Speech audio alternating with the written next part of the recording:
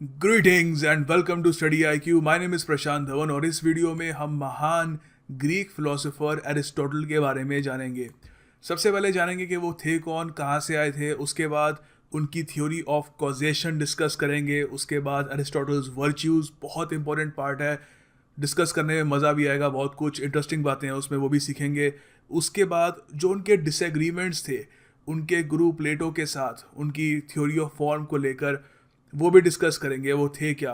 और फाइनली कोशिश करेंगे कि यूपीएससी मेंस में कोई जो क्वेश्चन आ रखा है एरिस्टोटल की फिलोसफी से रिलेटेड उसको अटेम्प्ट करे मिलकर। So let's start. देखिए, सबसे पहले मैं बेसिक्स से शुरुआत करना चाहूँगा ताकि सब लोग मिलकर आगे बढ़ें, कोई पीछे ना रह जाए। देखिए, एरिस्टोटल थे कौन। सबसे पहले तो आपको ये पता होना चाहिए, एरिस्टोटल एक एंशिएंट ग्रीक फिलोसोफर थे और वो स्टूडेंट थे प्लेटो के। प्लेटो पर मैंने एक वीडियो, एक्चुअली दो वीडियो बनाई हुई है, एक तो इंट्रोडक्शन टू प्लेटो और उसके अलावा अलग से एक वीडियो है प्लेटोस फिलोसफी। उसमें पूरी उनकी थ्योरी ऑफ फॉर्म्स वगैरह सब समझा रखी है। अगर आप वो देखना चाहें तो आप वो भी देख सकते हैं। सो प्लेटो स्टूडेंट थे सोक्रेटिस के। तो आपको अगर याद रखना है ये सीक्वेंस तो आप इस एक्रोनिम को याद रख सकते हैं, SPAA। सोक्रेटिस, प्लेटो, एरिस्टोटल। अच्छा, लास्ट का ए कौन है? लास्ट का ए, जो एक्स्ट्रा ए अब जुड़ेगा, वो है अलेक्जेंडर द ग्रेट, जो एरिस्टोटल के स्टूडेंट थे। हालांकि बहुत ही लंबे समय तक उनके स्टूडेंट नहीं रहे, मगर कुछ कुछ सालों के लिए तो उनके स्टूडेंट रहे और दोनों का के कनेक्शन भी रहा काफ़ी लंबे समय तक। सो ये आपको बेसिक पता होना चाहिए। अच्छा, ये भी एक आपको इन्फो दे दूं मैं, सोक्रेटिस और प्लेटो दोनों एथेनियन थे। आपको अभी मैप दिखाऊंगा। ये दोनों ग्रीस में एथेंस के थे, एथेंस में पैदा हुए थे। एरिस्टोटल एथेंस के नहीं थे, ये स्टगीरा नाम की जगह में इनका जन्म हुआ था। अब ज़रा मैप में समझ लेते हैं। अच्छा, तो देखिए, सिंस हम प्राचीन ग्रीक फिलोसोफर्स की बात कर रहे हैं तो ग्रीस बेसिकली वर्ल्ड मैप पे है कहाँ पे, ये भी देख लेते हैं। तो आपके सामने वर्ल्ड मैप है, ये रहा हमारा हिंदुस्तान। थोड़ा सा वेस्ट की तरफ अगर हम देखें, यहाँ पे टर्की जो है इसके साथ में लेफ्ट साइड पे ये रहा ग्रीस। तो थोड़ा जूम इन करते हैं यहाँ पे आप देख सकते हैं ये है एथेंस। एथेंस में पैदा हुए थे सोक्रेटिस और प्लेटो। प्लेटो आपको पता है एरिस्टोटल के गुरु थे। एरिस्टोटल का जन्म एथेंस में नहीं हुआ था। अभी वो एंशिएंट ग्रीस का मैप दिखाऊंगा, वहाँ पे जगह दिख जाएगी आपको। तो थोड़ा सा अगर हम ऊपर देखें, यहाँ पर ये रहा मैसेडोनिया। तो मैसेडोनिया के थे अलेक्जेंडर द ग्रेट, जिन्होंने ऑलमोस्ट पूरी दुनिया पे ही कब्जा कर लिया था और वो अरिस्टोटल के स्टूडेंट थे। ठीक है, अब एंशिएंट ग्रीस का मैप दिखाता हूँ, उससे पिक्चर थोड़ी सी और क्लियर होगी। अच्छा, एंशिएंट ग्रीस का मैप देखने से पहले आपको ये मैप दिखा देता हूँ। यहाँ पे आपको स्टजीरा की जो ये लोकेशन है क्लियर हो जाएगी। यहाँ पर पैदा हुए थे अरिस्टोटल, ये रहा एथेंस, यहाँ पे उनके गुरु प्लेटो और उनके गुरु सोक्रेटिस पैदा हुए थे। अच्छा, तो ये एंशिएंट ग्रीस का मैप है आपके सामने। इससे आपको पता लगेगा कि किस तरीके से प्राचीन ग्रीस में डिविजन्स थे, आपस में लड़ते रहते थे। तो ये जो येलो पोर्शन है ये एथेंस, और एथेन अपने आप में एथेनियन एम्पायर था। एथेंस और उनके जो एलाइज है, दोस्त मुल्क, उनका यहाँ पर येलो कलर का है। ठीक है, और जो रेड पोर्शन है वो स्पार्टा। स्पार्टा याद है मूवी 300, दिस इज स्पार्टा, तो वही लोग हैं। तो वो और उनके एलाइज थे। और ऊपर हो गया मैसेडोनिया। मैसेडोनिया के कौन थे? बहुत ही famous conqueror Alexander the great. यहाँ पे आप देख सकते हैं पेला नाम की जगह है, यहाँ पे उनका जन्म हुआ था। और स्टजीरा में यहाँ पे आप देख सकते हैं, यहाँ पर अरिस्टोटल का जन्म हुआ था। और अब आप देख सकते हैं स्टजीरा में ये एरिस्टोटल का जन्म हुआ और वो एथेंस पढ़ने के लिए आए। अभी बताऊंगा सारा कि कैसे आए, क्यों आए। वो एथेंस पढ़ने के लिए आए all the way down here. तो एक तरीके से वो एज अ फॉरेन सिटीज़न बन के एथेंस में पढ़ने के लिए आए। बाद में वो मैसिडोनिया भी गए, वो अलग बात है। तो अब बेसिक आपको ज्योग्राफी समझ में आ गई इसकी। अब कॉन्सेप्ट्स पर नज़र डालते हैं।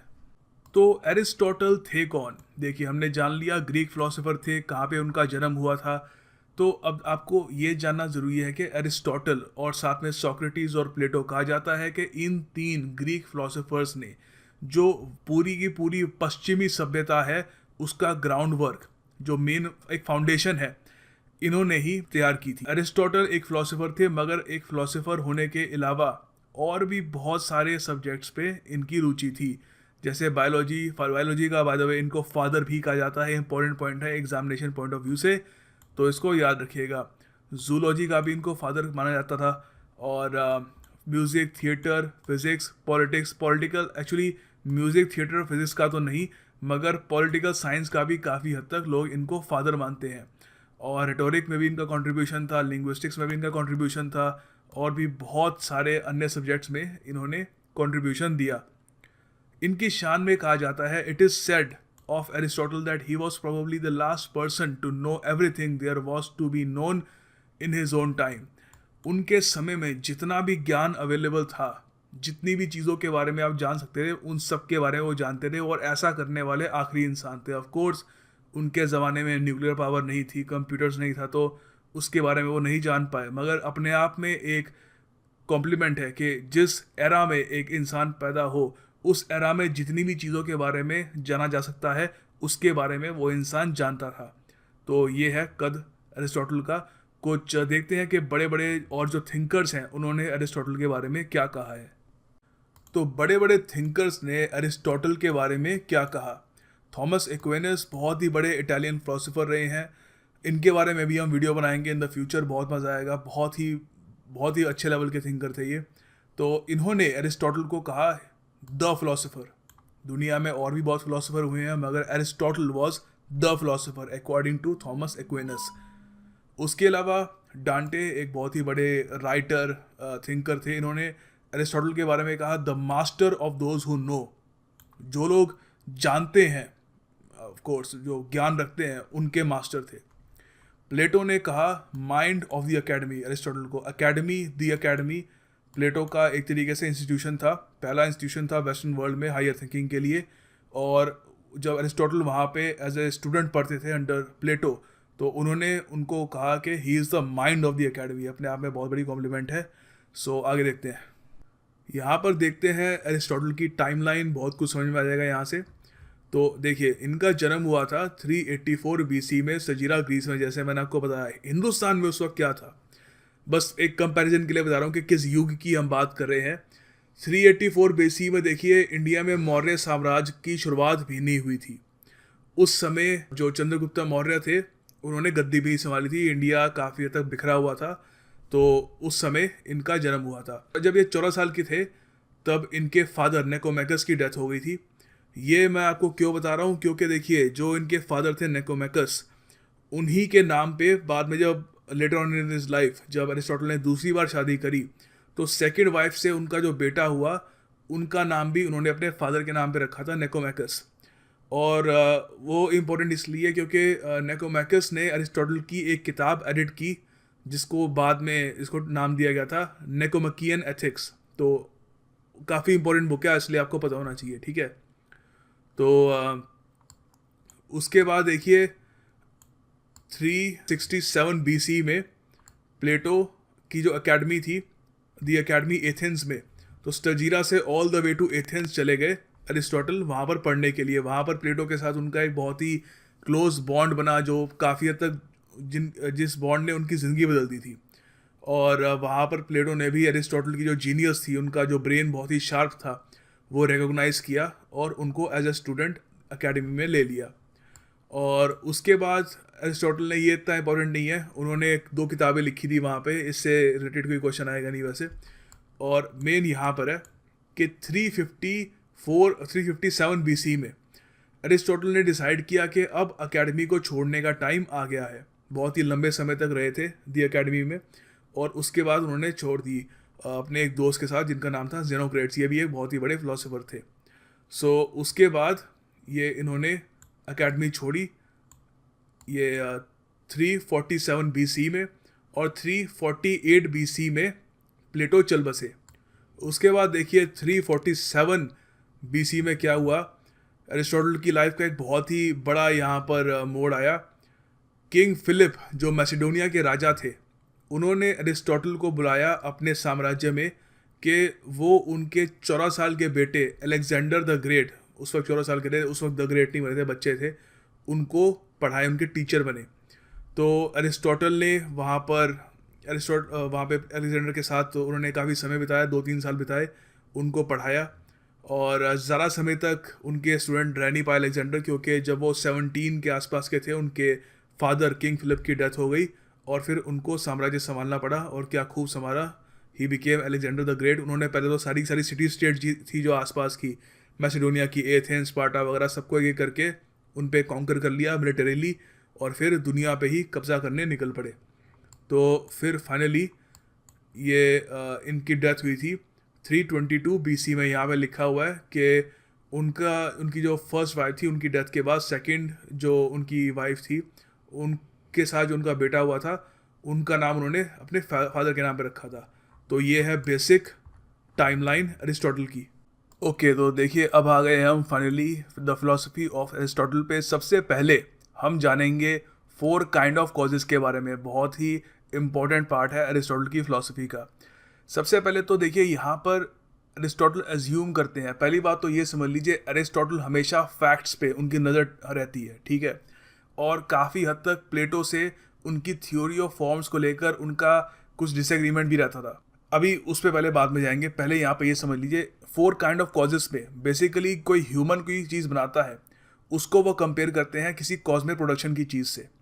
अब मैं आपको समझाता हूँ यहाँ पे एग्जांपल से। फॉर एग्जांपल, एक मान लीजिए कोई चेयर बनाता है कोई इंसान, तो यहाँ पे अरिस्टोटल मानते हैं कि उसकी जो प्रोडक्शन है और जो वो तैयार हो गया एज अ फाइनल प्रोडक्ट, उसके 4 कॉजेज़ होंगे। 4 कॉजेज़ कौन कौन से होंगे, ये एग्जामिनेशन पॉइंट ऑफ व्यू से काफ़ी इंपॉर्टेंट है, याद रखिएगा। पहला है मटीरियल कॉज, फिर होगा एफिशिएंट कॉज, फिर होगा फॉर्मल कॉज और फाइनल कॉज। ये मैं सिर्फ अभी थ्योरी बता रहा हूँ, अब एग्जाम्पल से समझते हैं, फिर पूरा क्लियर हो जाएगा। देखिए अरिस्टोटल की जो 4 कॉजेज़ की थ्योरी है, वो हमें बहुत सारे मेटाफिजिकल सवाल, जैसे मैं क्या हूँ, डॉग क्या है, दीवार क्या है, घर क्या है, ज़मीन क्या है, ये सब जो सवाल है मेटाफिजिकल सवाल, इनका जवाब ढूंढने में मदद करती है। तो यहाँ पर हम एग्जांपल लेंगे, हम स्टैचू ऑफ लिबर्टी, जो आपको पता है यूएस में है, बहुत फेमस स्टैचू है, उसको समझेंगे कि स्टैचू ऑफ लिबर्टी क्या है अरिस्टोटल के 4 कॉजेज़ थ्योरी से। सबसे पहली बात, मटीरियल कॉज, प्राइमरी। तो हम अरिस्टोटल कहते हैं कि यहाँ पर देखो कि वो चीज़ बनी किस चीज़ से है। तो स्टैचू ऑफ लिबर्टी बनी है कॉपर आयरन से, और भी बहुत सारी चीज़ें होंगी, तो मेनली ये हो गया। उसके अलावा सेकंड आता है एफिशिएंट कॉज, कि ये चीज़ एग्जिस्टेंस में, वजूद में आई कैसे, किस चीज़ ने इसको धकेला वजूद में आने को। सीधी सी बात है, कंस्ट्रक्शन वर्कर्स, और भी चीज़ होगी क्रेन वगैरह, पर मेनली कंस्ट्रक्शन वर्कर्स। फाइनली नहीं सॉरी, उसके बाद आता है फॉर्मल कॉज। क्या है, यहाँ पर प्लेटोनिक फॉर्म की बात नहीं कर रहे, अरिस्टोटेलियन फॉर्म की बात चल रही है यहाँ पे, कि वो एसेंस क्या है उस चीज़ की, कि वो जब बन जाती है तो वो करती क्या है, उसका काम क्या होगा जब वो फ्लरिश करेगी। तो यहाँ पर सीधी सी बात है, स्टैचू ऑफ लिबर्टी की इमेज आ जाएगी यहाँ पर, यही करेगी ये, यहाँ पे खड़े रहना। फाइनली उसका पर्पस क्या है, कि वो आई क्यों है एग्जिस्टेंस में, purpose of what that thing, what it exist for. तो यहाँ पर स्टैचू ऑफ लिबर्टी है टू सेलिब्रेट फ्रीडम। फ्रांस ने अमेरिका को गिफ्ट दी थी टू सेलिब्रेट अमेरिकाज फ्रीडम। तो ये अब हमने समझ लिया यहाँ से कि स्टैचू ऑफ लिबर्टी क्या है अरिस्टोटल की 4 कॉज थ्योरी से। आगे थोड़ी और एक्सरसाइज करते हैं इससे, थोड़ा और हमें जो डीप सवाल होते हैं ज़िंदगी के, उनको आंसर करने में भी मदद मिलेगी उससे। आगे देखिए कुछ एग्जांपल्स हैं हमारे पास, एक सेब, पोएम, ह्यूमन बीइंग, इन सब पे अरिस्टोटल की जो 4 कॉज थ्योरी है वो यूज़ करके देखते हैं, समझते हैं कि ये सारी चीज़ें हैं क्या अकॉर्डिंग टू अरिस्टोटल। सबसे पहले सेब की बात करते हैं। सेब का मटेरियल कॉज क्या है, ऑफ कोर्स जो भी चीज़ से बना है, शुगर, कार्बोहाइड्रेट, प्रोटीन, जो भी इसके अंदर है। उसके बाद आता है इसका एफिशिएंट कॉज, कि ये एग्जिस्टेंस में आया कैसे, वजूद में कैसे आया, ये पेड़ से गिरा नीचे वजूद में आया। उसके बाद फॉर्मल कॉज, कि ये इसकी एसेंस क्या है, ये क्या बनना चाहता है, फ्लरिश क्या करना चाहता है, ये फ्लरिश करके क्या बनना चाहता है। तो सीधी सी बात है, ये चाहता है कि इसके जो बीज हैं ये भी धरती के अंदर जाएं और ये भी एक पेड़ बने, जिस पेड़ से वो आया था, एक सेब का पेड़ बने। ऑलराइट, फाइनली इसकी जो फाइनल कॉज है वो क्या है, शायद ये है कि वो जो पेड़ बने उससे और सेब निकले और वो फिर जाके और पेड़ उगाए। अब ज़रूरी नहीं है कि इसको पता हो कि मेरा फाइनल पर्पस क्या है। कई बार चीज़ों को ये नहीं पता होता कि उनका फाइनल कॉज, फाइनल पर्पस क्या है, उनको बस मैक्सिमम फॉर्मल कॉज तक ही पता होता है कि मुझे क्या करना है। जब ह्यूमन बींग्स की हम बात करेंगे तब वहाँ पर आएंगे। पोएम की बात करते हैं, ठीक है। पोएम का मटेरियल कॉज क्या है? Ink, paper. अच्छा, इसका एफिशिएंट कॉज क्या है कि ये आई कैसे? सीधी सी बात है, राइटर ने लिखा है इसको, आई एग्जिस्टेंस में। फॉर्मल कॉज क्या है? एसेंस क्या है इसकी? और ये व्हाट इट फ्लोरिशेस टू बी, ये इसके अंदर फीलिंग्स हैं, ठीक है, कुछ इमोशंस हैं, कुछ थॉट्स हैं। फाइनली इसका फाइनल कॉज क्या है? इसका अल्टीमेट एम किसी को इंस्पायर करना, किसी के अंदर कुछ इमोशंस जगाना। तो ये पोएम का हो गया। फाइनली ह्यूमन बीइंग पे आते हैं। ह्यूमन बीइंग का जो मटेरियल कॉज है क्या है? आपको पता है, पानी है, कार्बन है, बहुत सारी चीज़ें हैं। उसके बाद आते हैं इसका एफिशिएंट कॉज क्या है? सीधी सी बात है, दो लोग इसके माँ बाप मिले तो ये एग्जिस्टेंस में आया। उसके बाद फॉर्मल कॉज क्या है इसका? देखिए, फॉर्मल कॉज हर ह्यूमन बीइंग का अलग अलग हो सकता है। कोई, जैसे फॉर एग्जांपल आप सुन रहे हैं, परहैप्स आप एक अच्छे एडमिनिस्ट्रेटर, अच्छे बैंकर या कुछ और आप बने। मैं शायद, मेरा फॉर्मल कॉज है कि एक अच्छा टीचर हूँ, ये हूँ। तो ये जैसे पेड़ होते हैं, ठीक है, सेब का पेड़ अलग होता है, फिर नीम का पेड़ अलग होता है। पेड़ हैं मगर उनके जो फॉर्म्स हैं वो अलग अलग हैं। तो यहाँ पे हम थोड़ा इससे समझ सकते हैं। फिर फाइनली कि उसका फाइनल पर्पस क्या है? फाइनल पर्पस शायद उसका है कि आगे जाकर एडल्टहुड में वो भी एक पार्टनर ढूंढे और आगे जाकर अपनी जनरेशन को आगे बढ़ाए। या फिर चलो, ये तो काफ़ी ऑब्जेक्टिव ही हो गया। कोई अगर इसमें आप रिलीजियस भी डाल सकते हो। कोई रिलीजियस ही हो गया तो आप ये कह सकते हो वो एक अच्छा इंसान बन के उसको जन्नत या हेवन मिले उसको, ठीक है। या हिंदू फिलोसफी में आप कह लो वो जो रीबर्थ का साइकिल है उसे टूट के उसको मोक्ष मिल जाए। या फिर आप एथियस्ट हो तो भी आप कह सकते हो कि वो बेसिकली कुछ कंट्रीब्यूशन करके जाए ह्यूमैनिटी की तरफ। तो बहुत तरीके हैं। तो कल को कोई फिलोसोफर आपसे पूछता है कि आप क्या हो, तो आप कह सकते हो हाँ, हम 4 पार्ट्स में इसको डिवाइड करते हैं। मटेरियल कॉज क्या है मेरा एफिशिएंट कॉज क्या है, मैं फॉर्मल कॉज क्या है मेरा, और फाइनल कॉज क्या है। तो ये बेसिकली चीज़ों को समझने का तरीका था अकॉर्डिंग टू अरिस्टोटल। अच्छा, देखिए, जो भी हमने अब तक पढ़ा है उसको हम यूज़ कैसे कर सकते हैं ये भी देखते हैं कि खुद को जानने के लिए कैसे यूज़ कर सकते हैं। तो अगर हमको जानना है कि हम क्या हैं, तो क्या हम हमारा मटेरियल कॉज है कि जिस चीज़ से हम बने हैं? वेल, एक्चुअली नहीं। क्योंकि जब से आप पैदा हुए हैं तब से आप बदल रहे हैं। जब से आप जब आप पैदा हुए थे, आप बहुत छोटे थे, आपके बाल अलग थे, दांत अलग थे, स्किन अलग थी, आपकी हड्डियाँ बड़ी हो चुकी हैं, शक्ल बदल चुकी है। और आज से 20-25 साल बाद अगेन आपके बाल बदल जाएंगे, आपकी जो स्किन है वो बदल जाएगी, दांत वगैरह काफ़ी चेंजेस आएंगे। तो मगर फिर भी आप ही रहेंगे। जो आपकी इंडिविजुअलिटी है वो तो नहीं बदलेगी ना, वो आप ही रहोगे। सो मटेरियल कॉज आपको डिफाइन नहीं करता। सेकेंडली, एफिशिएंट कॉज, अगर कोई एक इंडिविजुअल है, वो जहाँ से आया है, उसके पेरेंट्स जो है वो नहीं रहते, तो तब भी वो आदमी तो वही रहेगा। इंडिविजुअल जो उसकी इंडिविजुअलिटी है वो तो कहीं नहीं जाती। सो अगेन, एफिशिएंट कॉज भी उसको डिफाइन नहीं करता। फाइनली, फॉर्मल कॉज और फाइनल कॉज, क्या आप रहोगे? अगर मैं आपसे, आपका जो अभी आपका एम्बिशन है, फॉर एग्जांपल एक गवर्नमेंट जॉब पाने का, या फिर जो भी है, एक बिजनेसमैन बनने का, जो भी है, अगर मैं वो आपसे निकाल लूँ तो क्या आप रहोगे? या फाइनली, जो आपका ये पर्पस है जिसके लिए आप जीते हो, जो भी आप, अगर रिलीजियस आदमी हो, जो भी आप एथियस्ट हो, आप ये मानते हो मैं मरने से पहले किसी के लिए अच्छा करना चाहता हूँ या मुझे जन्नत नसीब करनी है, जो भी है वो भी मैं निकाल लेता हूँ, क्या आप रहते हो? तब थोड़ी दिक्कत आएगी। तब आप what it means to be you know तो आप क्या हो? तो आप नहीं रहोगे, वो सब चीज़ें मैं निकाल लूँगा। तो यहाँ इसी वजह से, because of the theory of 4 causes, Aristotle ने मटीरियलिज्म को रिजेक्ट कर दिया। ये कंक्लूजन पे हम आते हैं।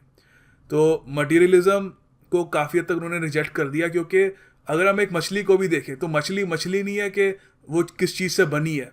मछली है कि वो करती क्या है, वो एंड गोल क्या है उसका, वो चीज़ उसको मछली बनाती है। सो ये तरीका था अरिस्टोटल का दुनिया को देखने का।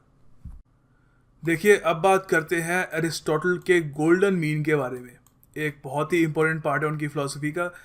सबसे पहले मैं आपको बताना चाहूँगा, अरिस्टोटल ये मानते थे कि अगर एक इंसान को एक अच्छी ज़िंदगी बितानी है, उसका जो अल्टीमेट गोल है वो अचीव करना है, हैप्पीनेस चाहिए उसको, जिसको ग्रीक में वो कहते थे यूडाइमोनिया। अगर उसे यूडाइमोनिया को अचीव करना है तो उसको एक वर्चुअस ज़िंदगी बितानी होगी, एक ऐसी ज़िंदगी जहाँ पर वो वर्च्यूज़ पे फोकस करे। वर्च्यूज़ की हिंदी होती है गुण या अच्छाइयाँ। अब आप पूछेंगे कौन से ऐसे गुण होने चाहिए जिससे वो यूडाइमोनिया तक पहुँच सके। अभी उसकी लिस्ट दिखाता हूँ आपको। तो सबसे पहले आपको ये पता होना चाहिए एग्जामिनेशन पॉइंट ऑफ व्यू से कि एरिस्टोटल का जो गोल्डन मीन है ये हमको मिलता है उनकी किताब निकोमाकियन एथिक्स से। अब आपको याद आएगा वीडियो की स्टार्टिंग में मैंने आपको बताया था कि एरिस्टोटल के जो पिता थे उनका नाम था निकोमैकस।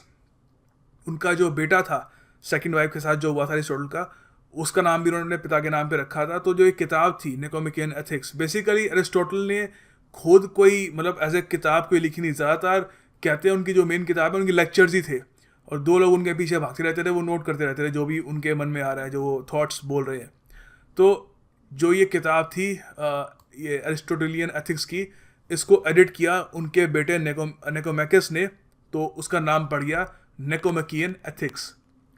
अच्छा, तो अब बात करते हैं कि किस तरीके से हम आम इंसान यूडाइमोनिया को अचीव कर सकते हैं। तो देखिए, जैसे मैंने आपको बताया था कि एरिस्टोटल मानते थे कि अच्छी ज़िंदगी बिताने के लिए इंसान को पता होना चाहिए कि गुण क्या होने चाहिए उसके पास। मगर एरिस्टोटल ये भी जानते थे कि कभी कभी हमको ये समझ नहीं आता कि वो गुण ज़्यादा तो नहीं हो रहे, मतलब उसको हम एक्सेस पे तो नहीं ले जा रहे, या फिर गुण ज़्यादा नहीं हो रहे, गुण ज़्यादा हो तो अच्छी बात है मगर उसकी गलत दिशा पे तो नहीं जा रहे हम, या फिर उन गुणों को हम छू भी नहीं पा रहे, बहुत ही दूर है हम उनसे। तो उसके लिए उन्होंने गोल्डन मीन तैयार किया, मध्यम मार्ग। तो यहाँ पर आप सबसे पहला वर्च्यू देखते हैं, करेज। ठीक है, बहादुरी। कोई भी कहेगा कि अच्छा गुण है, आदमी को करेजियस होना चाहिए। मगर चलिए पहले करेजियस का आपको एग्जांपल देता हूँ। एक इंसान है, वो अपनी बाइक पे बैठा है, उसके सामने चोरी होती है, किसी लेडी का कोई बैग कोई चोर उठा के भाग जाता है। वो अपनी बाइक के पीछे उस चोर का पीछा करता है और उस चोर को पकड़ लेता है, करेज। अब रैशनेस क्या हो गई कि कोई चोर नहीं है, कोई कुछ नहीं है, ऐसे ही वो हाईवे पे थोड़ा उसका मन कर रहा है कि स्पीड बढ़ा लूँ, बिना वजह फुल स्पीड पे बाइक भगा रहा है, खुद की जान जोखिम में डाल रहा है और सामने वाले को भी रिस्क में डाल रहा है। ठीक है, ये हो गया रैशनेस, ये होता है एक वाइस। डेफिशिएंसी क्या होगी, कवर्डिस। जैसे कभी बाइक पे बैठा ही नहीं, पता नहीं भैया मुझे नहीं पता कुछ हो जाएगा वगैरह, तो ये डेफिशिएंसी हो गई। तो हमें कहाँ होना चाहिए, एक मध्यम मार्ग में। ठीक है, वैसे ही उन्होंने बहुत सारे एग्जाम्पल दिए। इसका देखिए एक और एग्जाम्पल लेते हैं, मॉडेस्टी। आपकी कोई तारीफ करता है, आप करें अरे नहीं नहीं ऐसी बात नहीं है, मॉडेस्ट हो आप ज़्यादा चढ़ नहीं रहे, चने के झाड़ पर नहीं चढ़ रहे। अब इसका एक्सेस क्या होगा, ठीक है, शाइनेस, कि वो क्या सर आप तो बहुत ही बढ़िया इंसान हो, नहीं नहीं मैं नहीं हूँ, और बिल्कुल आप शाई हो जाओ, आपका मुंह लाल हो जाए, बिल्कुल बात करना बंद कर दो, वो मतलब आप पूरा फिर भाग जाओ वहाँ से। तो ये तो एक्सेस हो गया। ठीक है, अब मॉडेस्टी जिसमें बहुत ज़्यादा कम होती है, वो शेमलेस होता है। उसके सामने कोई तारीफ करते, हाँ जी मैं हूँ, अपने किस्से सुनाने शुरू कर देगा लंबे चौड़े कि मैंने ऐसे किया था, मैंने ऐसे किया था। तो you should be somewhere in between. और अगर आप इन सब वर्च्यूज़ को, अगर आप इन सब पे फोकस करोगे, एक अच्छी ज़िंदगी बिताने की कोशिश करोगे, करेज, टेम्परेंस, प्रूडेंस भी है इसमें, पेशेंस वगैरह, विटीनेस, इन सब पे अगर आप फोकस करोगे तो आप एक अच्छी ज़िंदगी बिता सकते। और उसके अलावा अरिस्टोटल ने ये भी कहा कि जो लोग, ये इसका जो डिफरेंस है कि एक वर्च्यू और एक्सेस और डेफिशिएंसी में, वो लोग एक्चुअली उनको हेल्प चाहिए। आप ये मत मानिए कि वो बुरे हैं, उनको बस समझ नहीं आता कि एक वर्च्यू क्या होता है। तो अगर आपको कोई बंदा दिखता है जो बहुत कावर्ड है या बहुत रैश है, तो उसको बस ये नहीं पता कि करेज क्या है। तो अगर कोई उसको गाइड करे, सही दिशा में लेकर जाए, तो वो एक वर्चुअस आदमी भी बन सकता है। अब देखिए यूपीएससी मेंस का एक क्वेश्चन अटेम्प्ट करके देखते हैं, जो हमने पढ़ा उसी पे ही है, Aristotle's teleological conception of causation. अच्छा, तो कॉजेशन वही है, 4 कॉजेज वाला, डरना मत। और टेलियोलॉजिकल कुछ नहीं होता, ये एक फिलोसफिकल अटेम्प्ट होता है चीज़ों को डिस्क्राइब करने का in terms of their purpose, directive, principle, goal. ठीक है, वही है कि इसका एंड गोल क्या होगा, इसका पर्पस क्या है वगैरह। ठीक है, ये वही होता है, कोई खास डर मत जाना ये वर्ड्स देखकर। तो अब बेसिकली हमको जो 4 कॉजेज वाली थ्योरी थी ना, वही समझानी है। पहले तो ये रट लेना, उसके लिए ये वैसे ही रट लेना, बहुत इंपॉर्टेंट है। इससे क्वेश्चन आने के चांसेस होते हैं हमेशा कि मटेरियल कॉज होता है सबसे पहले। तो मटेरियल कॉज में कि वो चीज़ बनी कैसे, किस चीज़ की बनी है, ठीक है क्या क्या उसके अंदर। फिर होता है एफिशिएंट कॉज कि किसने उसे बनाया, कैसे बनी, ठीक है, कोई इंसान इन्वॉल्व थे, क्या था, जो भी है। फॉर्मल कॉज हो गया कि उसकी शेप क्या, डिज़ाइन क्या, एट्रीब्यूट्स क्या है, फॉर्म क्या उसकी, ठीक है। और फाइनल कॉज हो गया उसका कि उसका पर्पस ऑफ एग्जिस्टेंस क्या है, कि वो करेगी क्या। 2008 के मेंस में आया था। तो आगे थोड़ा सा और आपको पॉइंट्स देता हूँ कि आप कैसे टैकल कर सकते हो ऐसे क्वेश्चन को। आगे देखिए, अगर वर्ड लिमिट अलाउ करती है तो आप एक एग्जाम्पल भी प्रोवाइड कर सकते हैं। मैंने आपको एग्जाम्पल कैसे प्रोवाइड करना है वो भी सिखा दिया है। उसके अलावा आप ये भी पॉइंट डाल सकते हैं कि फ़िलासफ़र्स जो एरिस्टोटल के पहले के जो फ़िलासफ़र्स थे वो मटेरियल कॉज ऑफ यूनिवर्स को एक्सेप्ट करते थे। और मैंने आपको बता दिया कि एरिस्टोटल ने मटेरियल कॉज ऑफ यूनिवर्स को रिजेक्ट क्यों किया। उसके बाद फाइनली आप ये भी कह सकते हो कि जो ये एरिस्टोटल का जो 4 कॉजेस वाला थॉट है ये काफ़ी हद तक सिमिलर है टू प्राकृति इन संख्या स्कूल। ये अलग से समझाऊंगा, इंडियन फिलोसफी में अलग से इस पे बात करेंगे। तो उसके बाद फाइनली आप ये भी कंक्लूड कर लीजिएगा कि साइंस एडमिट नहीं करता ये जो एक्सप्लेनेशन है एरिस्टोटल की उसको, क्योंकि काफ़ी हद तक वो मानते हैं कि एरिस्टोटल की जो कॉजेशन थ्योरी है वो मेटाफिजिकल है, ठीक है। क्योंकि वो ढूंढ रहे हैं कि फर्स्ट और फाइनल कॉज क्या है इस यूनिवर्स का, कि ये यूनिवर्स बना किससे है, मतलब मेन तत्व क्या है, और फाइनली इसका मेन पर्पस क्या है पूरे यूनिवर्स का। तो ये 2 मेन मेटाफिजिकल सवाल है, उससे एरिस्टोटल सबसे ज़्यादा जूझते हैं। तो ये एक एग्जाम्पल हो सकता है आंसर का। ज़्यादातर आपको आंसर्स ऐसे ही मिलेंगे, इसमें आप थोड़ी बहुत वेरिएशंस ला सकते हैं अपनी क्रिएटिविटी के अनुसार, बट रफली ऐसा ही होगा आंसर। तो देखिए, ये इस वीडियो का अंत है। ये वीडियो थी एन इंट्रोडक्शन टू अरिस्टोटल। इसमें हमने वो कहाँ के थे ये डिस्कस किया, उनके कुछ कंसेप्ट्स डिस्कस किए। उसके बाद एक पार्ट 2 भी आएगा इस वीडियो का, काफ़ी लंबा होगा इससे। उसमें उनका जो अरिस्टोटल का जो व्यू था ऑन मैटर, ऑन फॉर्म, प्लेटो के साथ साथ क्या उनके डिफरेंसेस थे, वो सब डिस्कस करेंगे विद मोर MCQs। और वो वीडियो मैं कोशिश करूँगा जल्दी से आप तक पहुँचाने की। So thank you for watching this video. कोई आपके सजेशंस हो कमेंट बॉक्स में दीजिएगा। Thank you.